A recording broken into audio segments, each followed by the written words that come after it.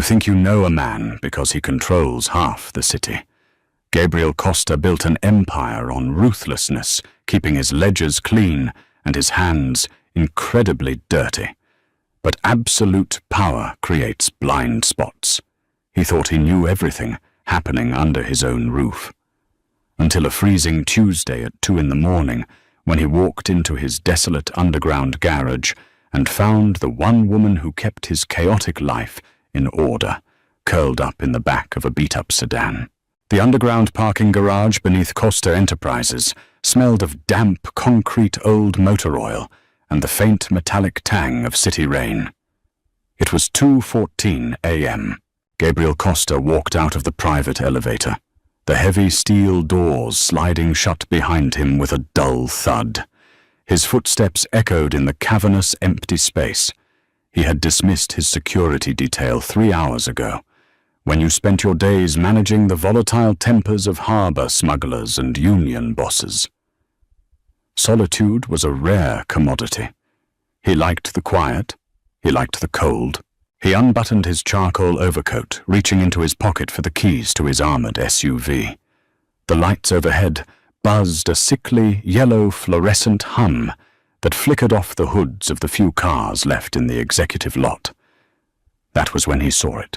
Parked 3 spots down from his Rover was a 2008 Honda Civic. The paint was peeling off the rear bumper. Rust ate at the edges of the wheel wells.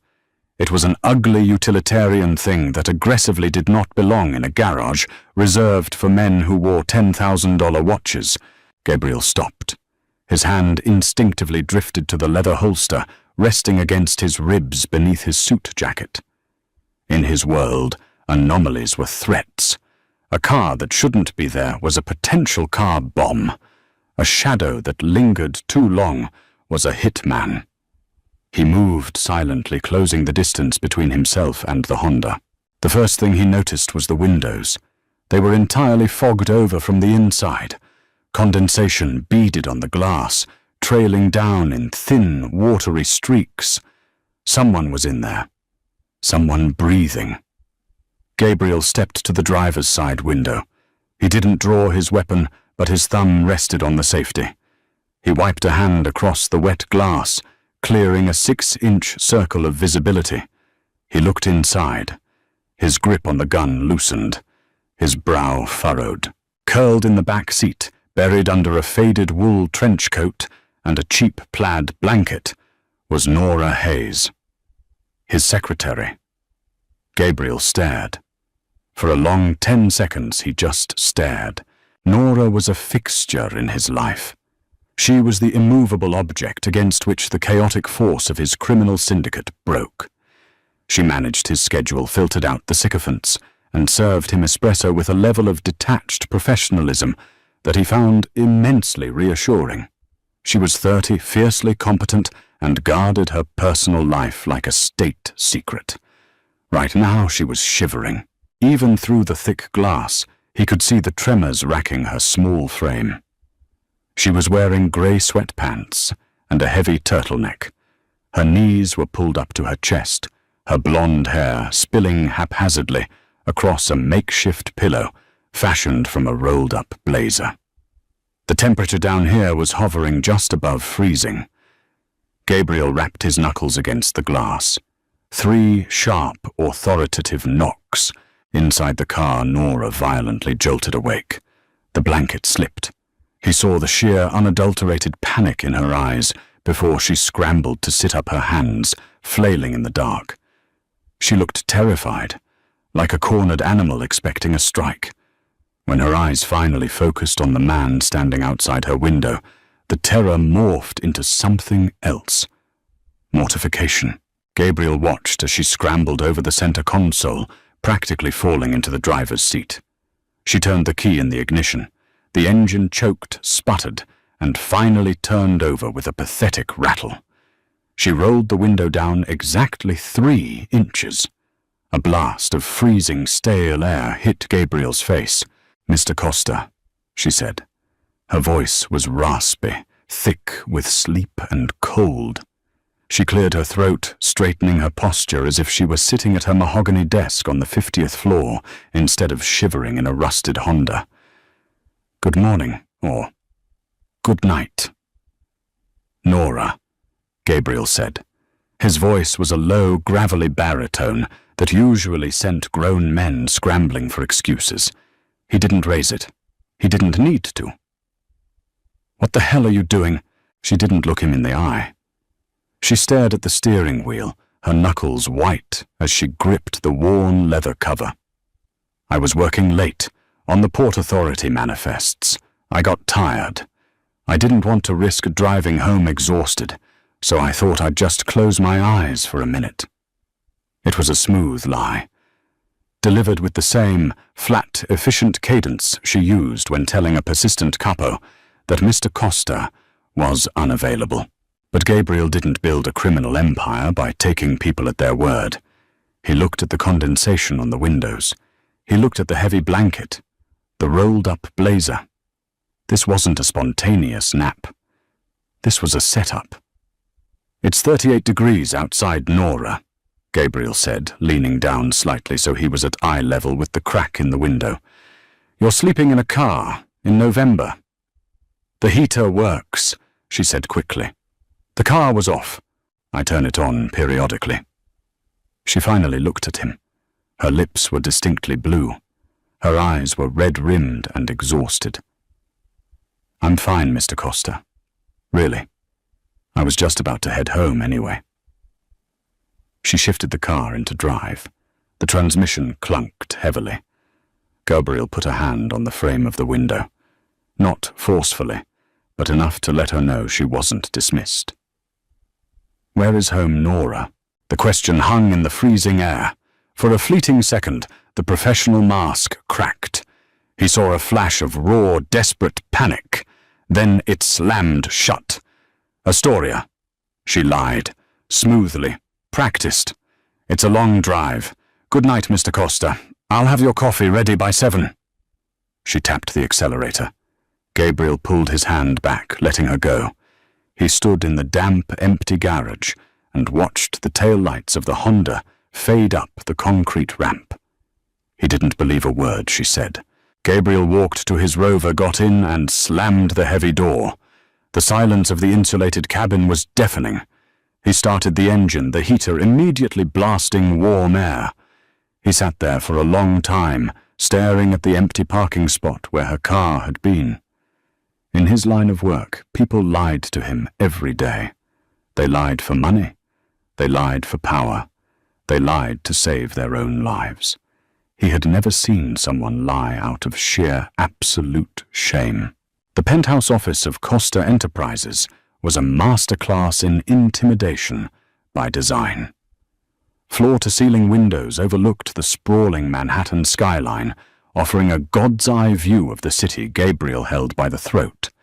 The floors were imported dark oak, the walls panelled in acoustic wood to ensure what was said in this room stayed in this room.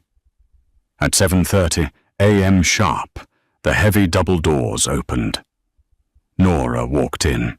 She was carrying a ceramic cup and saucer, perfectly balanced. She wore a crisp-tailored black pencil skirt and an ivory silk blouse.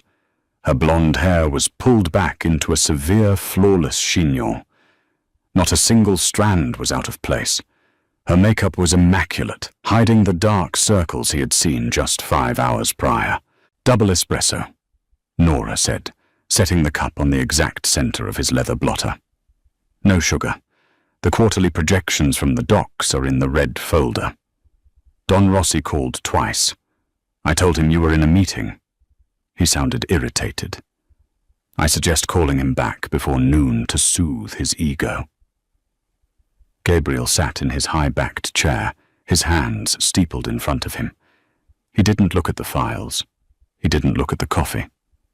He looked at her. "Thank you, Nora."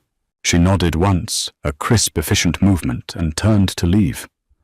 "Hold on," Gabriel said. She paused, turning back slowly. "Sir." In the harsh, unforgiving daylight of the office, Gabriel's trained eyes went to work. He was an apex predator who had survived this long by observing the microscopic details other men ignored. Now that he knew what to look for, the signs were screaming at him. The ivory silk blouse was immaculate, yes, but the collar was frayed at the edges. Barely noticeable, but there. The black skirt was tailored, but it was an older cut. And her shoes, black pumps, polished to a high shine, but the heels were worn down to the metal pins on the inside edge. She was drowning, right in front of him. "Are you feeling all right this morning?" he asked, his voice neutral. "Perfectly fine, Mr. Costa." "Why do you ask?" "You were up late." "I operate well on little sleep." She offered a polite, closed-mouth smile. It didn't reach her eyes. "Is there anything else?" "Not right now." She left the room, pulling the door shut with a soft click. For the rest of the morning, Gabriel found himself entirely unable to focus on the illicit logistics of his empire. At 10 a.m., he held a meeting with 2 captains from the Bronx regarding a missing shipment of untaxed liquor. The men were loud, aggressive, gesturing wildly. Nora sat in the corner of the room, taking shorthand notes. Gabriel watched her. He noticed the way she discreetly adjusted her posture to hide a subtle shiver despite the thermostat being set to a comfortable 72 degrees. The cold from the garage was still in her bones. At 12:30 p.m. he walked out to her desk. She was typing furiously.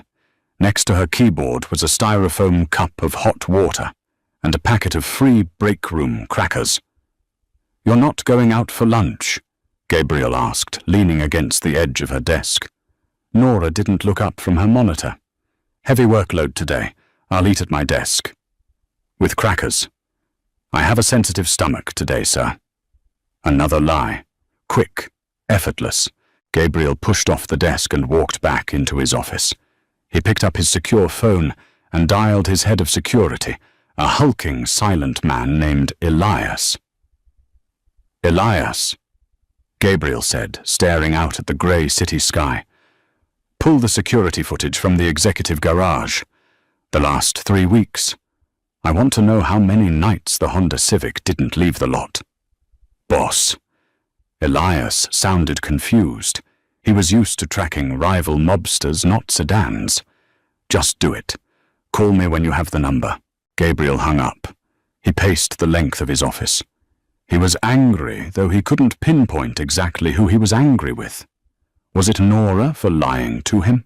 Or was it himself for being so entirely consumed by his own power and problems that he didn't realize the woman managing his life was sleeping on concrete?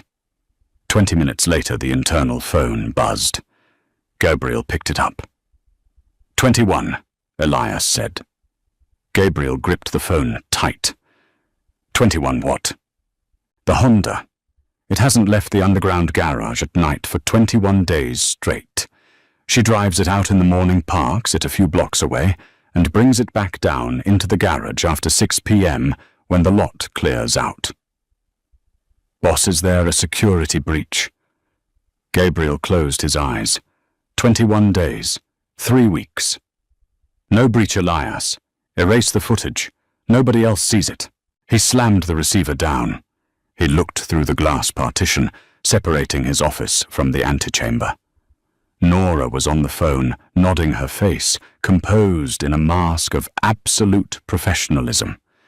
She was handling a multi-million-dollar supply chain dispute with a calm, even tone. She was a ghost, fading away right in his lobby. Gabriel hit the intercom button. Nora, in my office. Now. A moment later, she walked in, notepad in hand. Yes, Mr. Costa. Close the door. She hesitated. The command was sharper than his usual requests. She pushed the heavy wooden doors shut and stood in the center of the room, her pen hovering over the paper. Gabriel didn't sit. He walked around his desk, closing the physical distance between them. He stopped a few feet away, towering over her. He was a physically imposing man, broad-shouldered and sharp-jawed, with eyes the color of dark slate. He used his presence to intimidate, but right now he was just trying to break through the armor. "You weren't too tired to drive last night, Nora," Gabriel said. He didn't yell. The quietness of his voice made it worse. It made it inescapable. Nora stiffened. Her pen stopped moving. "Mr. Costa, we discussed this." "We didn't discuss anything. You lied to me. I let it go because it was 2 a.m. and you were freezing." He took a step closer. "You've been sleeping in my garage for 21 days. The color completely drained from her face. The flawless porcelain mask cracked violently. Her breath hitched a tiny involuntary sound. She looked toward the door, a sudden flight response kicking in, but Gabriel shifted, blocking her path.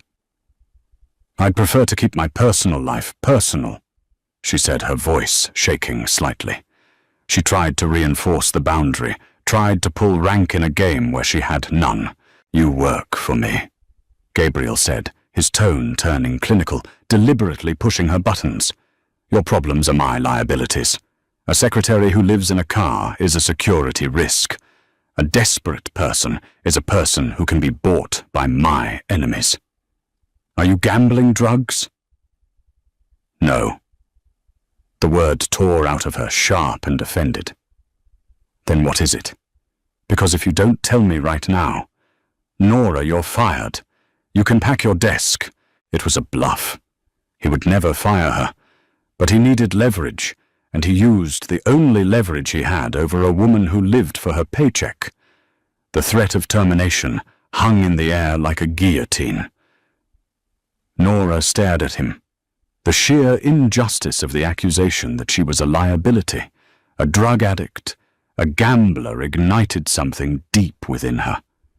The exhaustion, the cold, the hunger, the 21 days of sleeping in a freezing metal box, all of it crashed into the wall of her pride. Her shoulders dropped. The rigid, perfect posture she maintained for years collapsed. Suddenly she didn't look like the untouchable gatekeeper of Costa Enterprises. She looked like a 30-year-old woman who was completely, utterly broken. She let out a harsh, bitter laugh. It was a sound devoid of any humor. "A liability." She repeated her voice, dripping with a cynical venom he had never heard from her before. She dropped the notepad on his desk. It hit the wood with a loud slap. "You think I'm selling your secrets to the Moretti family, so I can sleep in a Honda Civic." "I asked you a question," Gabriel said, his voice dropping lower. "Answer it." Nora crossed her arms tightly over her chest, as if holding her own ribs together. She looked away from him, staring out the window at the grey skyline. "My brother," she said quietly. The anger drained out of her, leaving only a hollow, echoing exhaustion. "Leo?" Gabriel remained silent, waiting. "He's 22. She continued, her eyes fixed on the skyscrapers. 3 years ago he was walking home from a shift at a diner. A drunk driver jumped the curb, pinned him against a brick wall. Gabriel felt a cold weight settle in his stomach. He didn't interrupt. Traumatic brain injury. Severe spinal cord damage. Nora said, her voice entirely flat, reciting a medical nightmare she had clearly memorized. "He needs round-the-clock care, a feeding tube, physical therapy to keep his muscles from completely atrophying. He can't speak. He can't walk." She finally turned to look at Gabriel. Her eyes were dry. She was long past the point of crying. Insurance covered the first year. Then they decided he had plateaued. They stopped paying for the skilled nursing facility. They said I could take him home and care for him myself. She let out another breathy, humorless laugh. "I work 60 hours a week for you, Gabriel. How exactly am I supposed to turn him every 2 hours so he doesn't get bed sores?" Gabriel stared at her. He orchestrated multi-million-dollar deals, manipulated politicians, and controlled illicit trade routes. But the math of poverty, the brutal, uncompromising arithmetic of a normal, desperate life, was something alien to him. "So you pay out of pocket," Gabriel said. It wasn't a question. "The facility costs $4,200 a month," Nora said, her chin lifting slightly. "My take-home pay here is $5,500. That leaves me $1,300 for rent, food, gas, and utilities in New York City." She took a step toward him. All the professional deference was gone. She was a woman fighting a war he couldn't comprehend. "I made it work," she said, her voice hardening. "I lived in a studio in Queens. I ate ramen. I walked to the train. I made it work for 2 years. But 3 weeks ago, my landlord sold the building.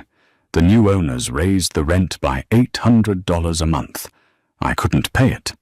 They served an eviction notice."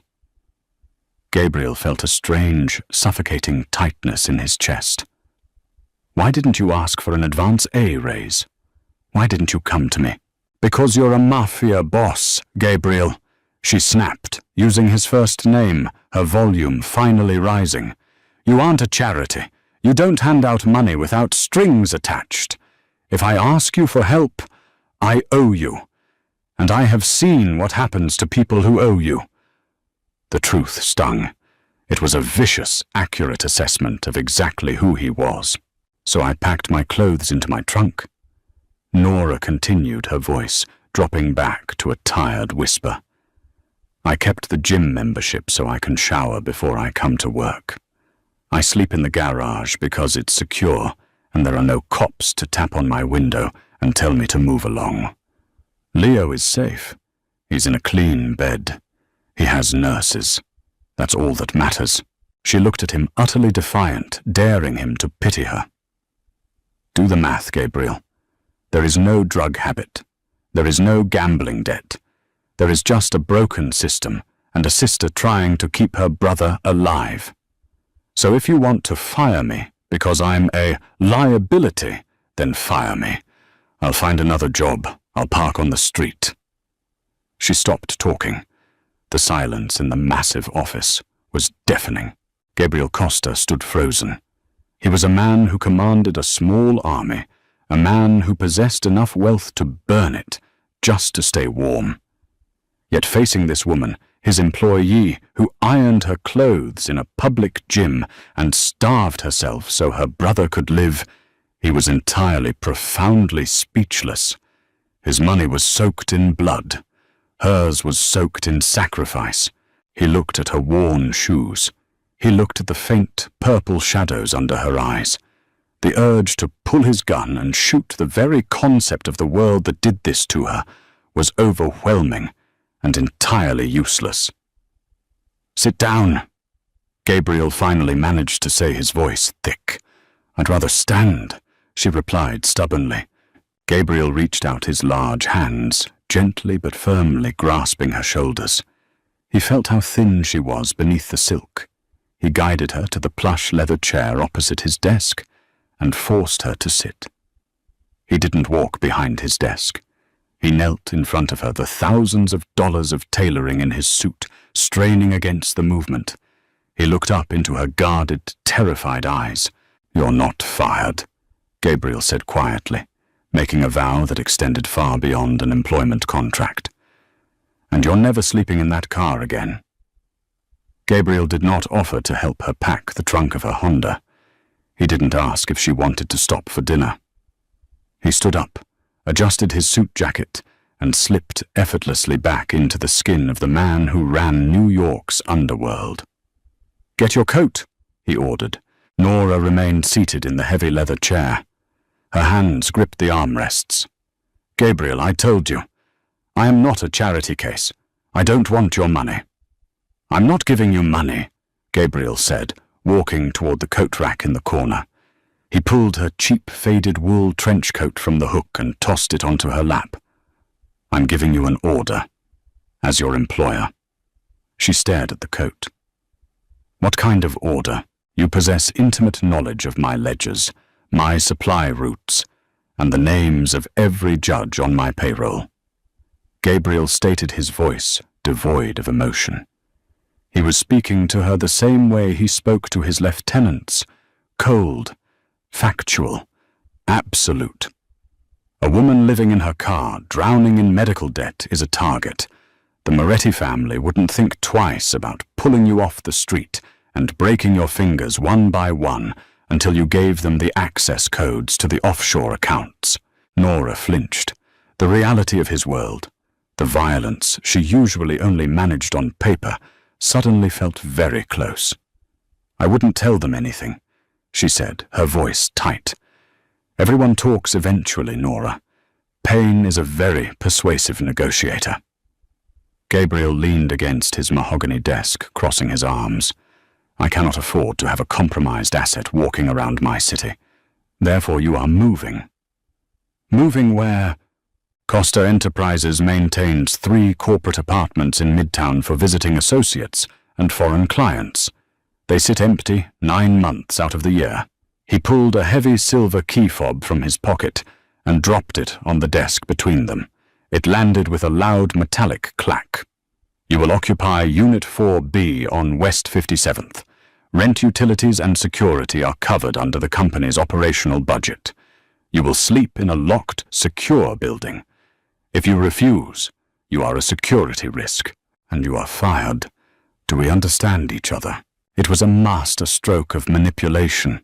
He knew she would never accept charity, so he made it a mandate. He weaponized her professionalism against her pride. Nora looked at the keys. Then she looked at him. She was smart enough to see exactly what he was doing. The fierce independence in her eyes warred with the bone-deep exhaustion dragging her down. She was so tired. Tired of the cold. Tired of the fear. Tired of waking up with an aching back, terrified a cop was going to shine a flashlight in her face. Slowly her hand reached out. Her trembling fingers closed around the silver fob. "Good," Gabriel said softly. He drove her himself. The armored SUV navigated the rain-slicked streets of Manhattan in heavy silence. Nora sat in the passenger seat, staring out the window at the blurred neon lights of the city. She looked incredibly small against the thick, bulletproof glass. The apartment building on 57th Street was a monolithic slab of black glass and steel. A doorman nodded respectfully as Gabriel walked her through the lobby. They rode the private elevator up to the 4th floor. Gabriel unlocked the door to Unit 4B and pushed it open. The apartment was sprawling, sterile, and impeccably furnished. Floor-to-ceiling windows offered a stunning view of Central Park. The floors were heated. The kitchen was stocked. It smelled like expensive cedar and clean linen. Nora stepped inside. She didn't take off her coat. She just stood in the foyer looking at the massive king-sized bed visible through the open bedroom door. It had a thick down comforter and 6 pillows. Gabriel stopped in the doorway. He didn't cross the threshold. This wasn't his sanctuary, it was hers. "The pantry is stocked. The water is hot," Gabriel said, keeping his tone carefully neutral. He could see the tension vibrating through her spine. If he pushed, she would shatter. "I will see you at the office tomorrow. Don't be late." He turned to leave. "Gabriel." He stopped. He didn't look back. "Thank you," she whispered. The armor was completely gone. Her voice was cracked raw and terrifyingly fragile. "Lock the door behind me, Nora." He pulled the heavy door shut. He stood in the quiet hallway for a long time, listening. A minute later, he heard the deadbolt slide into place. Then, faintly, through the thick wood, he heard the sound of her crying. It wasn't a delicate, cinematic weep. It was an ugly, heavy sobbing. The sound of a woman who had been holding her breath for 3 years, finally exhaling. Gabriel closed his eyes. He tightened his jaw, turned on his heel, and walked back to the elevator. He had a city to run, but suddenly the mechanics of his empire felt entirely trivial. At 7 a.m. the next morning, the heavy double doors of Gabriel's office opened. Nora walked in. She was carrying a ceramic cup and saucer. She wore a navy blue pantsuit. Her hair was pulled back in the same severe chignon. But the ghost was gone. There was color in her cheeks. The dark, bruised shadows under her eyes had lightened. She moved with a fluidity that had been absent for weeks. "Double espresso," Nora said, setting the cup on the blotter. "No sugar. The union reps from the sanitation division are pushing for a renegotiation." I put their demands in the blue folder. Gabriel watched her. He didn't touch the coffee. "Did you sleep?" Nora paused. She met his gaze, her expression unreadable for a fraction of a second, before a small, genuine smile touched the corners of her mouth. "For 9 uninterrupted hours. The mattress is very secure, Mr. Costa." "Glad to hear the company assets are functioning," he replied smoothly. "Is there anything else?" "Clear my schedule until 2 o'clock. I have an off-site meeting." "Understood." When she left, Gabriel didn't look at the union demands. He put on his coat and headed down to the garage. He didn't take his driver. He drove himself. The Oakwood Care Facility was located in a quiet, affluent suburb of Westchester. It was a sprawling campus of manicured lawns and brick buildings, smelling aggressively of bleach and lemon floor wax. It was the kind of place that charged exorbitant amounts of money to make death and tragedy look palatable to rich families. Gabriel walked into the main lobby. His tailored suit and quiet, predatory grace made the receptionist instantly sit up straighter. "Can I help you, sir?" she asked, her voice faltering slightly. "I need to speak with the facility administrator." Now. 10 minutes later, Gabriel was sitting across from a balding, nervous man named Arthur Pendleton. Pendleton's office was decorated with golf trophies and framed medical degrees. He kept adjusting his tie, clearly unsettled by the heavy, unblinking stare of the man sitting opposite him. "Mr. Costa, I don't quite understand," Pendleton said, shuffling a stack of papers. "You're inquiring about the account of Leo Hayes." "I'm not inquiring," Gabriel said softly. "I'm concluding." Concluding. Gabriel reached into his breast pocket and pulled out a sleek black checkbook. He unscrewed a gold fountain pen. "Leo Hayes requires 24-hour skilled nursing physical therapy and a feeding tube. The cost is $4,200 a month. I am writing a check to cover his care for the next 10 years. In full." Pendleton's jaw dropped. He scrambled for a calculator on his desk. "So 10 years, that's over $500,000. We don't usually accept lump sums of that magnitude without—" "You accept it today?" Gabriel interrupted his voice, dropping an octave. "You will apply it directly to the Hayes account, and you will upgrade his room to a private suite with a window overlooking the gardens. You will assign your best physical therapists to him, not the interns. If he so much as gets a rash from a rough blanket, I will come back here, and we will have a very different kind of conversation. Do you understand my terms, Arthur?" Pendleton swallowed hard, looking at the dead, shark-like emptiness in Gabriel's eyes. "Yes. Yes, absolutely, Mr. Costa. But what should I tell his sister Miss Hayes handles his billing? She will notice the balance is 0. Gabriel finished writing the check. He tore it from the book and slid it across the desk. "You will tell her a private grant was approved, an anonymous donor. If you mention my name or describe me to her, I will buy this facility and turn it into a parking lot. Am I clear, dear?" "Crystal clear, sir." Gabriel stood up. He walked out of the facility, the air feeling a little lighter in his lungs. But he wasn't done. He got back into his SUV and dialed his head of security. "Elias," Gabriel said into the Bluetooth receiver. "Boss? Find out who owns the apartment building at 412 33rd Street in Queens, the one that was just sold 3 weeks ago. Find the new landlord." "Give me 5 minutes," Elias said. Gabriel drove back toward the city. When the phone rang, he answered immediately. Property was bought by a development group called Vertex Holdings, Elias reported. CEO is a guy named Richard Vance. Buys up cheap buildings, hikes the rent to force out lower-income tenants, then flips the units to yuppies. You want him touched. In Gabriel's world, touched meant a broken kneecap in a dark alley. It was tempting. It would be immensely satisfying to hear the man who put Nora in a freezing car scream. But Gabriel was a businessman. Violence was loud, paperwork was silent. No, Gabriel said. Call the family accountant. I want to buy Vertex Holdings. Hostile takeover. Tank their stock, buy the debt, do whatever you have to do. I want controlling interest by Friday. Boss, they're not exactly in our portfolio. Why do we want a mid-level real estate firm? Gabriel stared at the Manhattan skyline growing larger through his windshield. Because I want to fire Richard Vance, personally. When Gabriel returned to the office at 2:30 p.m., the building felt different. The air was charged. He walked past Nora's desk. She was typing rapidly, a small focused frown between her brows. She didn't look up as he passed.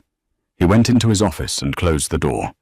He sat in his chair, feeling the residual adrenaline of a morning spent asserting dominance. He had fixed it. He had neutralized the threats. Nora was safe. Leo was safe. The ledger was balanced. But as the afternoon wore on, Gabriel realized something profoundly unsettling. He didn't want to just be her employer anymore. For 3 years he had watched her. He had admired her efficiency, her sharp wit, the way she could stare down a mob captain twice her size without blinking. But seeing her shivering in that car, seeing the sheer, unbreakable core of her devotion to her brother, it had shifted something tectonic inside him. The professional boundary they had maintained was no longer a wall. It was a cage. And Gabriel Costa didn't like cages.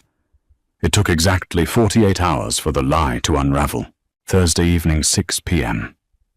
The office was empty, the heavy silence of the 50th floor broken only by the hum of the HVAC system. Gabriel was reviewing a contract for a shipping union when his office doors flew open. Nora stood in the doorway. She wasn't holding a notepad. She wasn't carrying coffee. Her face was flushed, her chest heaving, as if she had just sprinted up all 50 flights of stairs. In her hand, she clutched a crumpled piece of paper. Gabriel slowly set his pen down. He knew exactly what this was. "Close the door, Nora," he said calmly. She stepped inside and kicked the heavy door shut behind her. The sound echoed like a gunshot. She marched across the room and slammed the crumpled paper onto his desk. "A private grant," she said, her voice shaking with a dangerous, barely suppressed rage. "An anonymous benefactor focused on traumatic brain injuries. That's what Arthur Pendleton told me on the phone 20 minutes ago." He sounded like he was reading a script with a gun to his head. Gabriel looked at the paper. It was a printed invoice from the Oakwood Care Facility. The balance was 0. "That's excellent news," Gabriel said smoothly, leaning back in his chair. "You must be relieved." "Don't," Nora hissed, leaning over his desk, planting both hands flat on the leather blotter. She was inches from him now. He could smell her perfume, something subtle like vanilla and rain. "Do not play games with me, Gabriel. I know it was you. Pendleton was terrified. Who else terrifies people into taking $500,000? If you know the answer, why are you asking the question?" "Because I told you I didn't want your money." She yelled, the professional facade completely obliterated. Tears of absolute frustration sprang to her eyes, though she refused to let them fall. "I told you I don't want to owe you. You just bought my brother's life for the next 10 years. You bought me. I am entirely, completely owned by a mob boss. She pushed off the desk, pacing wildly across the room, running a hand through her perfectly styled hair, ruining the chignon. Strands of blonde fell around her face. "How am I supposed to pay you back?" she demanded, spinning around to face him. "I can't. I will never make that kind of money. You just trapped me. You gave me an apartment I can't afford, and paid a medical bill I can't touch. What do you want from me, Gabriel? My loyalty. You already had it. My life, you have that too. What is the price for this?" Gabriel watched her panic. He watched the frantic, desperate math going on in her head, trying to calculate a debt that couldn't be quantified. He stood up. He walked around the desk. He didn't rush. He moved with the slow, deliberate intent of a predator cornering its prey, but there was no malice in his eyes, only a deep, heavy certainty. Nora backed up until her shoulders hit the acoustic wood paneling of the wall. She was trapped. Gabriel stopped just a foot away from her. The physical proximity was overwhelming. He was a head taller than her, broad and solid, radiating heat in the cool office. "Stop doing the math, Nora," he said, his voice a low, rough rumble. "I have to," she whispered, her chest rising and falling rapidly. "Nothing is free, especially not in your world." Gabriel reached out. He didn't grab her shoulders this time. He raised his hand and gently, almost hesitantly, brushed a stray lock of blonde hair behind her ear. His knuckles grazed the soft skin of her cheek. Nora gasped quietly, her breath hitching at the unexpected tenderness of the touch. Her eyes widened, staring up into his dark, slate-colored gaze. "You're right," Gabriel said softly. "Nothing is free. But you're looking at the wrong ledger." He stepped closer, invading her space entirely. The scent of his expensive cologne sandalwood and something distinctly metallic like cold steel enveloped her. "When I saw you in that car," Gabriel continued, his thumb gently stroking her jawline, feeling the erratic hammering pulse at the base of her throat, "I realized that for 3 years I have trusted you with my empire. I have trusted you with my freedom. I have trusted you with my life, and I was too blind to see that you were breaking yourself to survive." Nora's lips parted, but no sound came out. The anger was evaporating, replaced by a terrifying, suffocating vulnerability. This wasn't charity. "Nora," he murmured, his face so close to hers that she could feel the warmth of his breath. "This was me taking care of what is mine. You protect me out there. You manage the chaos. Let me protect you. Let me manage this." "Gabriel." She breathed his name, slipping out as a plea. She didn't know if she was begging him to stop or begging him to hold her. "You don't owe me money," Gabriel said fiercely, his eyes locking onto hers, stripping away every lie, every defense they had ever built between them. "I don't want your debt. I don't want your gratitude." "Then what do you want?" she whispered, her voice trembling. Gabriel's hand slid from her cheek to the back of her neck, his large fingers tangling in the loose strands of her hair. He tilted her head up slightly. The air in the room was completely still. The silence roared in Nora's ears. "I want you to stop surviving," Gabriel said, his voice dropping to a rough, raw whisper. "And I want you to let me be the reason you finally live." He didn't kiss her. He didn't need to. The promise in his words was heavier than any physical claim. He stood there holding her against the wall, absorbing the frantic beating of her heart, waiting for the woman who fought the whole world by herself to finally surrender her armor to him. Nora did not melt into him. She didn't collapse and she didn't weep. She was a woman who had spent 3 years holding her spine, rigid against a world trying to snap it. But as Gabriel's hand rested on the back of her neck, his thumb tracing the frantic pulse beneath her jaw, Something fundamental shifted in the quiet space between them. The frantic calculations in her head stopped. The crushing, suffocating ledger she had carried for over 1,000 days simply vanished.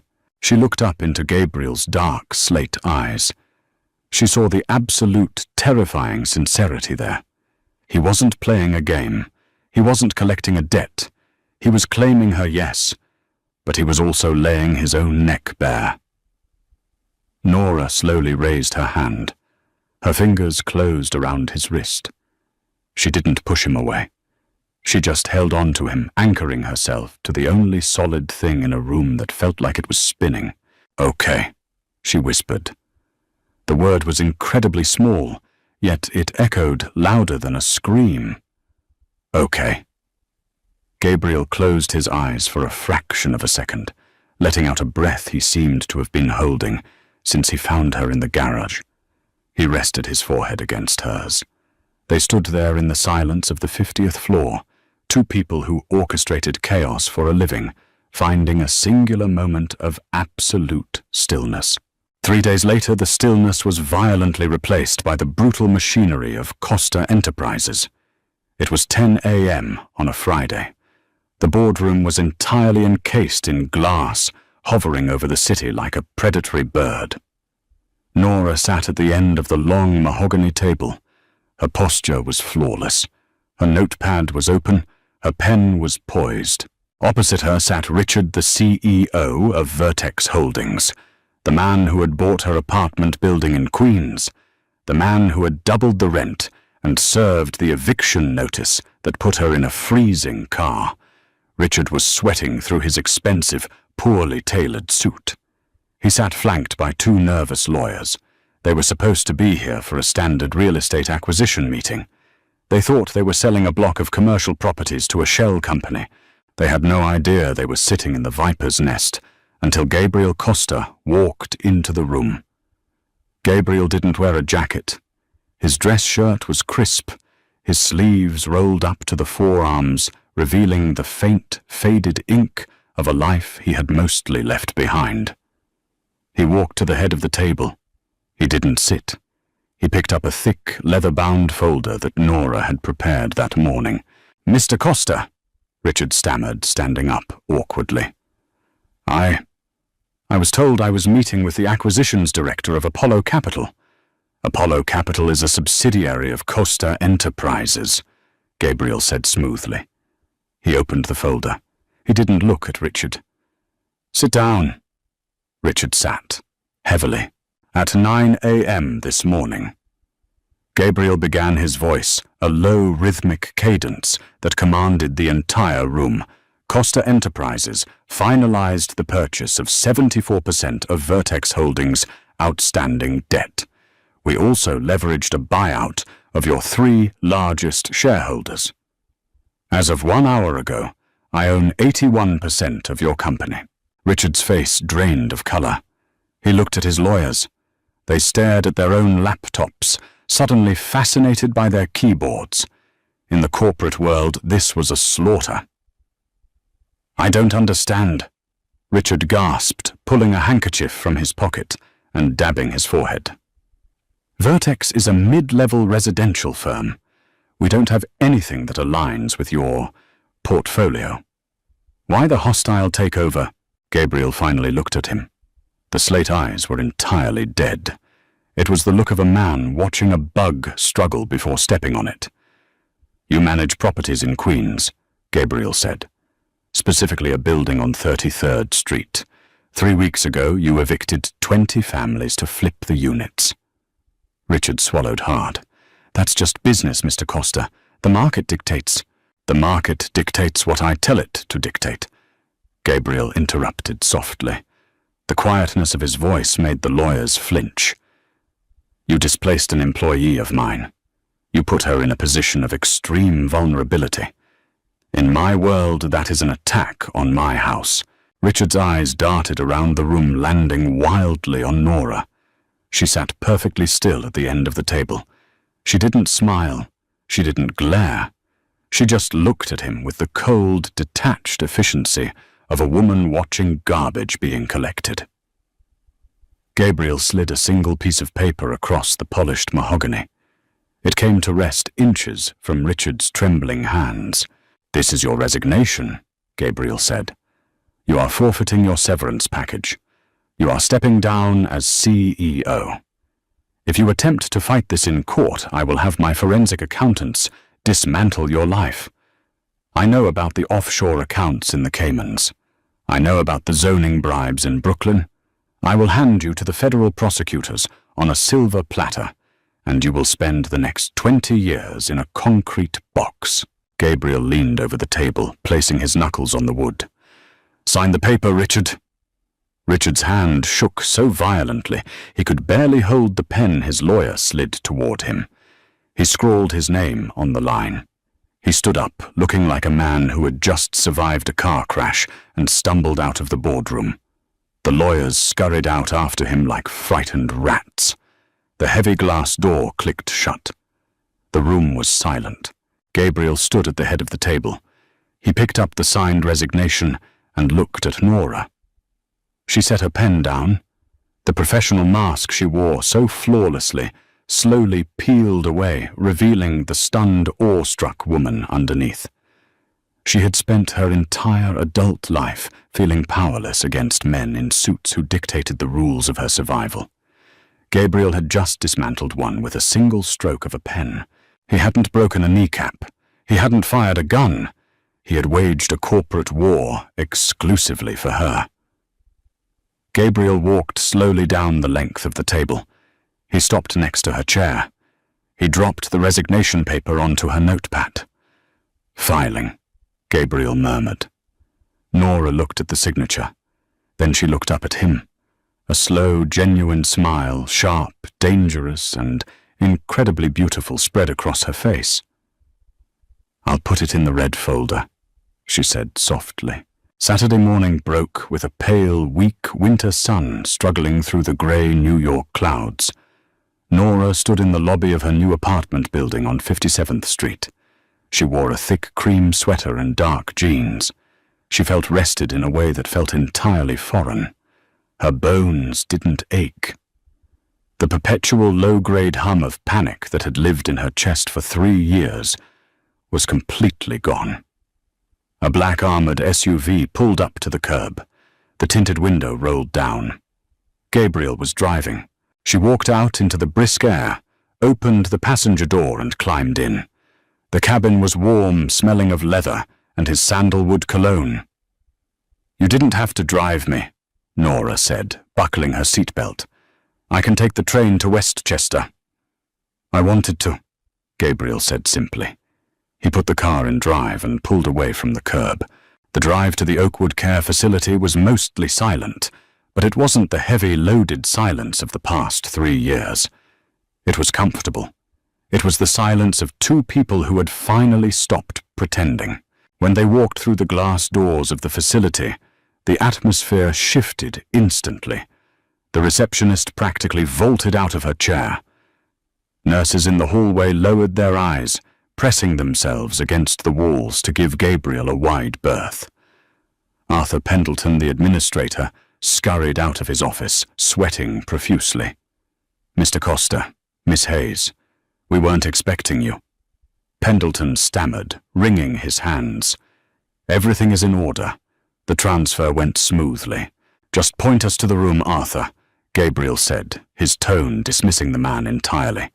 "Suite 410, East Wing. Straight ahead."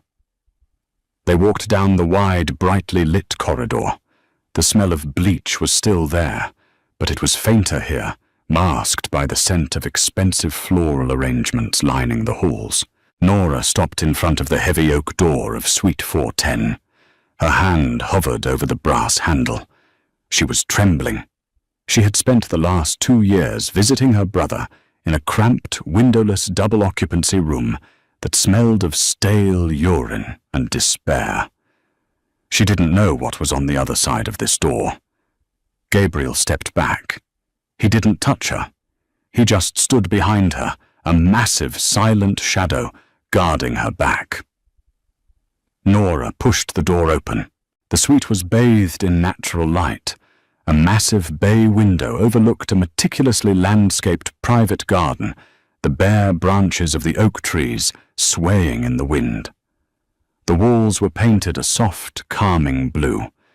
There was a leather recliner for guests, a flat-screen television, and a stack of fresh, high-thread count blankets on a mahogany dresser. In the center of the room, in a state-of-the-art medical bed, lay Leo. He was 22, but his face held the permanent slack innocence of someone trapped between worlds. The feeding tube was neatly secured. He was clean. His hair was washed and brushed. The harsh fluorescent lighting of his old room was gone, replaced by the soft winter sun warming his pale skin. Sitting beside the bed was a private nurse in pristine scrubs, gently massaging Leo's atrophied hand to promote circulation. She stood up immediately as they entered. "Miss Hayes," the nurse said warmly. "I'm Sarah. I'm Leo's primary care specialist. He's been doing wonderfully today. His vitals are perfect." Nora couldn't speak. The knot in her throat was so large, so jagged, it felt like swallowing glass. She walked slowly toward the bed. She reached out her trembling fingers, gently brushing the hair back from her brother's forehead. Leo's eyes were open. They didn't track her perfectly, and they couldn't convey complex thought, but as Nora leaned over him, his breathing slowed. A tiny, almost imperceptible relaxing of his facial muscles occurred. He knew she was there. He felt safe. Nora's knees finally gave out. She sank into the chair beside the bed, burying her face in the thick blankets near Leo's hip. And she cried. It wasn't the desperate, agonizing sobbing Gabriel had heard through the apartment door on Tuesday night. This was a quiet, steady release. It was the tears of a soldier who had just been told the war was over. She held on to her brother's frail hand, pressing it against her cheek, crying for the years they had lost and the safety they had miraculously found. Gabriel did not enter the room. He stood in the hallway, leaning against the doorframe, his hands stuffed deep into the pockets of his dark overcoat. He watched the private nurse quietly excuse herself, slipping past him with a nervous nod. He watched the woman who practically ran his syndicate cry into a hospital blanket. Gabriel Costa had taken many lives. He had destroyed families, ruined businesses, and built an empire on the broken bones of his rivals. He knew exactly what he was. He was not a good man, but as he looked at Nora, watching the terrible, crushing weight finally lift from her shoulders, he realized this was the only genuinely good thing his money had ever done. 10 minutes later, Nora stood up. She wiped her eyes, kissed Leo's forehead, and walked out into the hallway. The door clicked softly shut behind her. She looked at Gabriel. Her eyes were red-rimmed, but the exhaustion was entirely gone. She looked radiant. She looked alive. "He has a window," Nora whispered, her voice cracking. "He can see the trees. I used to tell him about the trees outside our old apartment." "I made sure it faced south," Gabriel said quietly. "Better light in the afternoon." Nora took a step toward him. The space between them evaporated. She didn't hesitate. She reached up, grabbed the heavy wool lapels of his overcoat, and pulled him down to her. She kissed him. It was not gentle. It was desperate, grounded, and fiercely real. It was the collision of two people who understood the exact brutal cost of survival in a world designed to break them. Gabriel's massive hands immediately caught her waist, pulling her flush against his chest, his mouth answering hers with a possessive, territorial hunger. He tasted like espresso and danger. She tasted like tears and absolute relief. When they finally broke apart, breathing heavily in the quiet, sterile hallway, Gabriel kept his hands firmly on her hips. "You're mine," Gabriel murmured the words, a low, vibrating promise against her lips. It wasn't a question. It was a fact as solid and unmovable as concrete. Nora looked up at the man who ruled the city's shadows, the man who had bought her brother's life and burned down the company of the man who wronged her. She didn't feel trapped. She felt bulletproof. "I always was," she answered. The transition from secretary to the boss's undisputed partner didn't happen with a formal announcement. In Gabriel's world, power wasn't broadcast. It was demonstrated. 3 weeks passed. The biting chill of November bled into the freezing grey of December. Nora still sat at her desk on the 50th floor. She still managed the schedules, filtered the calls, and organized the ledgers. But the dynamic had fundamentally mutated. When the captains came in to report, they no longer looked past her. They looked at her. They saw the way Gabriel's eyes tracked her across a room. They noticed that she no longer took notes during the sensitive meetings she gave input. She was no longer just the gatekeeper. She was the gate itself. But absolute power always breeds resentment, and blind spots are fatal. It was a Tuesday evening just past 8 o'clock. Gabriel was locked in a brutal negotiation on the docks with a stubborn Irish crew. He had insisted Nora go home. Nora parked the company-issued sedan, a significant upgrade from the rusted Honda, in the secure underground lot of her apartment building. She stepped out, her heels clicking against the concrete, the sound echoing in the cavernous space. "Miss Hayes." Nora stopped. The voice came from the shadows near the elevator bank. 2 men stepped into the harsh fluorescent light.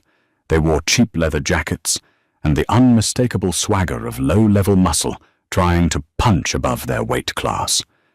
Nora recognized the older one immediately. Sal. He was a soldier for Don Rossi, the Bronx capo, who had been furious about Gabriel's new tax on untaxed liquor shipments. Sal smiled. It was a greasy, unpleasant expression. "Mr. Rossi thought you and I should have a little chat. Seeing as you have Mr. Costa's ear these days, maybe more than his ear from what we hear." Nora didn't panic. 3 weeks ago she might have. 3 weeks ago she was a desperate woman sleeping in a car, terrified of drawing attention. Today she was a woman who shared a bed with the devil himself. She slowly reached into her oversized leather tote bag. She didn't pull out mace. She didn't pull out a gun. Her hand found the small, heavy panic button Gabriel had explicitly instructed her to keep in her pocket at all times. She pressed it, feeling the silent double vibration confirm the signal had been sent directly to Elias Gabriel's head of security. Don Rossi is a regional distributor who barely hits his quarterly quotas. Sal. Nora said, her voice entirely flat. She didn't back away. She stood her ground, holding her bag perfectly still. If he has a grievance regarding the shipment taxes, he can submit a formal request for a sit-down. Cornering me in a parking garage is not a negotiation tactic. It's a suicide note. Sal laughed, looking at his partner. Listen to her. She reads a few ledgers and thinks she's a made man. He took a step closer, pulling a heavy black switchblade from his pocket. The blade flicked open with a sharp snick. Rossi wants the tax dropped. You're going to tell your boss that he's pushing too hard. Or maybe we mess up that pretty face, and Gabriel gets the message when you show up to work tomorrow, looking like a Picasso painting. Nora looked at the knife. Then she looked Sal dead in the eyes. Sal. Nora said, her tone almost conversational. Gabriel is currently at Pier 42. With Elias driving, it will take him exactly 9 minutes to get here. I pressed a silent alarm 3 minutes ago. Sal's grin faltered. His partner nervously glanced over his shoulder towards the garage entrance. You're lying, Sal sneered. I manage his schedule. I manage his security protocols. Do you honestly think Gabriel Costa lets the woman he sleeps with walk around this city unprotected? Nora tilted her head. The absolute chilling certainty in her voice made the two thugs freeze. You have 6 minutes left, Sal. When he arrives, he won't yell. He won't ask questions. He will draw his weapon, and he will put a hollow-point bullet through your kneecap. and then he will let Elias deal with the rest of you in a soundproof room. She checked her watch. A Cartier piece Gabriel had bought her last week. 5 minutes and 40 seconds, Nora corrected calmly. If I were you, I would run. And I would tell Don Rossi to enjoy early retirement, because by tomorrow morning, Gabriel is going to dismantle his entire operation in the Bronx. Sal stared at her. He saw no fear. He saw only a terrifying, clinical reflection of the man who ran the city.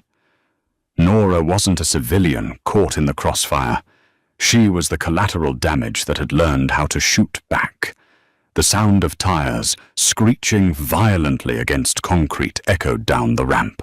A black SUV tore into the underground lot, taking the corner so fast the chassis groaned. It slammed on the brakes 50 feet away, the headlights blindingly bright, illuminating the two thugs like deer in the headlights. The driver's side door didn't even fully open before Gabriel was out of the vehicle. He moved with a terrifying, predatory speed. His overcoat flared out behind him. The heavy matte black handgun was already drawn and leveled perfectly at Sal's chest. The air in the garage seemed to instantly drop 10 degrees. Gabriel didn't shout a warning. He didn't ask them to drop the weapon. His finger tightened on the trigger. "Gabriel!" Nora's voice rang out sharp and authoritative, cutting through the heavy silence. "Stop!" Gabriel froze. The gun didn't waver a millimeter, but his eyes flicked to Nora. She was unharmed. Her posture was relaxed. "They were just leaving," Nora said, looking back at Sal. "Weren't you?" Sal dropped the knife. It clattered loudly against the concrete. He didn't say a word. He and his partner turned and ran toward the emergency stairwell, shoving each other in their panic to escape the absolute death standing 20 feet away. The heavy metal door banged shut behind them. Gabriel slowly lowered his weapon, engaging the safety. He didn't put it away. He walked over to Nora, his chest heaving, his eyes scanning her face, her neck, her hands looking for blood. "Did they touch you?" Gabriel demanded, his voice a gravelly, guttural rasp. "No." Gabriel reached out his free hand, gripping the back of her neck, pulling her forehead against his chest. He closed his eyes, his breathing slowly regulating as he felt the steady, calm rhythm of her pulse. He had broken every speed limit in Manhattan, a cold, blinding panic gripping his chest the moment the alert hit his phone. "I had it handled," Nora said softly, her voice muffled against his coat. Gabriel let out a short, dark laugh, stepping back to look at her. "I know you did. You terrified them more than the gun did. You told them I was coming." "I told them the exact time of your arrival." Nora corrected a faint, proud smile touching her lips. "I am still your secretary, Gabriel. I know your schedule." Gabriel looked at this incredible, unbreakable woman. The woman who had slept on concrete so her brother could live. The woman who stared down mob enforcers with a leather tote bag and a watch. He slipped the gun back into his shoulder holster. He didn't just love her. He revered her. "You're not my secretary, Nora," Gabriel said, taking her hand and lacing his fingers through hers. He looked toward the elevator bank, then back down at her. "You're my empire. Come upstairs.